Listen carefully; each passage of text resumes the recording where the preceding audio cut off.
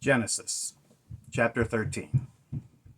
Then Abram went up from Egypt, he and his wife and all that he had, and Lot with him to the south.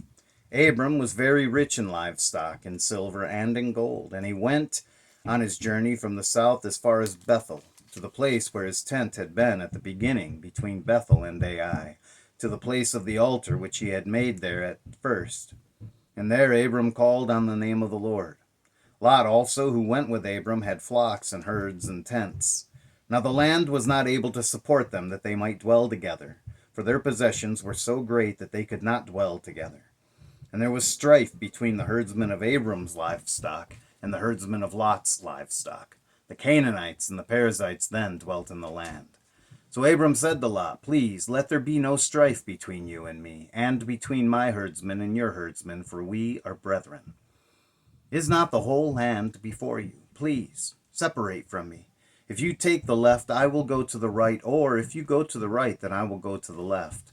And Lot lifted his eyes and saw all the plain of Jordan, that it was well watered everywhere, before the Lord destroyed Sodom and Gomorrah, like the garden of the Lord, like the land of Egypt as you go toward Zoar.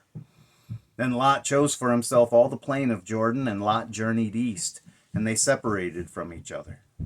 Abram dwelt in the land of Canaan, and Lot dwelt in the cities of the plain, and pitched his tent even as far as Sodom. But the men of Sodom were exceedingly wicked and sinful against the Lord.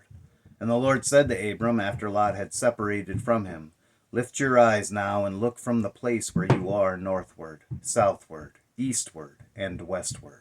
For all the land which you see I will give you and your descendants forever, and I will make your descendants as the dust of the earth, so that if a man could number the dust of the earth, then your descendants also could be numbered. Arise, walk in the land through its length and its width, for I will give it to you. Then Abram moved his tent and went and dwelt by the terebinth trees of Mamre, which are in Hebron, and built an altar there to the Lord. Genesis chapter 14. And it came to pass in the days of Amraphel, king of Shinar, Arioch, king of Elasar, Kedar-Loamar, king of Elam, and Tidal, king of nations, that they made war with Bera, king of Sodom, Birsha, king of Gomorrah, Shinab, king of Admah, Shemeber, king of Zeboam, and the king of Bela, that is Zoar. All these joined together in the valley of Siddim, that is the Salt Sea. 12 years they served Kedar-Laomer. In the 13th year they rebelled. In the 14th year, Kedar-Laomer and the kings that were with him came and attacked the Rephaim in Ashtaroth Karnaim, the Zuzim in Ham, the Emim in Shaveh Kiriathaim, and the Horites in their mountain of Seir, as far as El Paran, which is by the wilderness. Then they turned back and came to En-Mishpat, that is Kadesh, and attacked all the country of the Amalekites and also the Amorites who dwelt in Hazizon Tamar.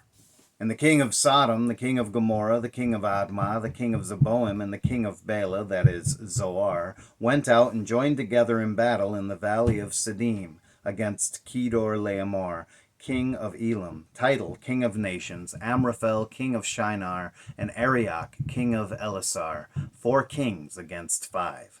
Now the valley of Siddim was full of asphalt pits, and the kings of Sodom and Gomorrah fled. Some fell there, and the remainder fled to the mountains. Then they took all the goods of Sodom and Gomorrah and all their provisions and went their way. They also took Lot, Abram's brother's son, who dwelt in Sodom, and his goods, and departed.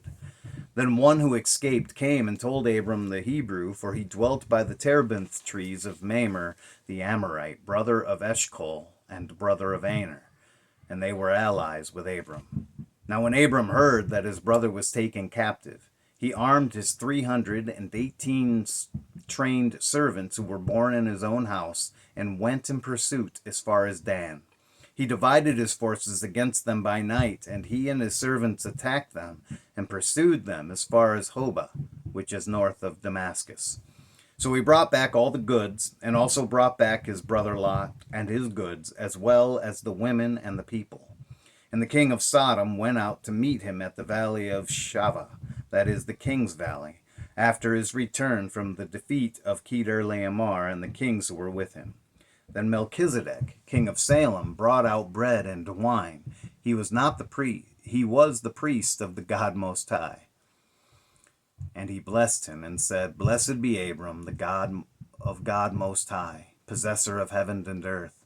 And blessed be God Most High, who has delivered your enemies into your hand. And he gave him a tithe of all.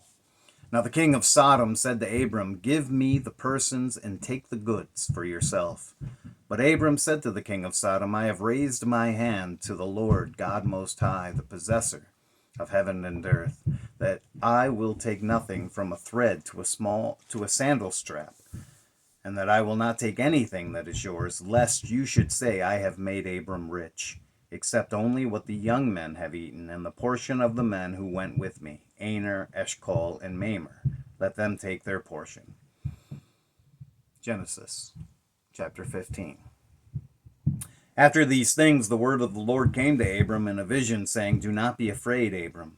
I am your shield, your exceedingly great reward. But Abram said, Lord God, what will you give me, seeing I go childless, and the heir of my house is Eliezer of Damascus? Then Abram said, Look, you have given me no offspring. Indeed, one born in my house is my heir. And behold, the word of the Lord came to him, saying, This one shall not be your heir, but one who will come from your own body shall be your heir. Then he brought him outside and said, Look now toward heaven and count the stars, if you are able to number them.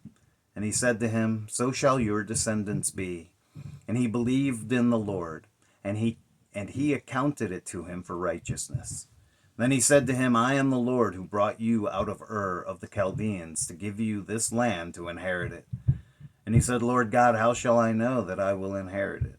So he said to him, Bring me a 3-year-old heifer, a 3-year-old female goat, a 3-year-old ram, a turtle dove, and a young pigeon.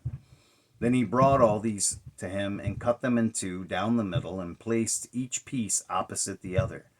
But he did not cut the birds in two. And when the vultures came down on the carcasses, Abram drove them away. Now when the sun was going down, a deep sleep fell upon Abram, and behold, horror and great darkness fell upon him.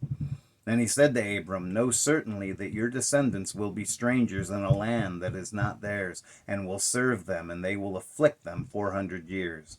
And also the nation whom they serve I will judge. Afterward they shall come out with great possessions.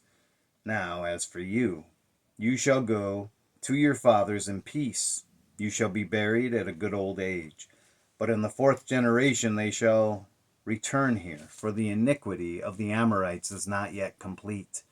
And it came to pass when the sun went down and it was dark, that behold, there appeared a smoking oven and a burning torch that passed between those pieces. On the same day the Lord made a covenant with Abram, saying, To your descendants I have given this land from the river of Egypt to the great river, the river Euphrates, the Kenites, the Kenizzites, the Cadmonites, the Hittites, the Perizzites, the Rephaim, the Amorites, the Canaanites, the Girgashites, and the Jebusites. God bless the reading of his word today.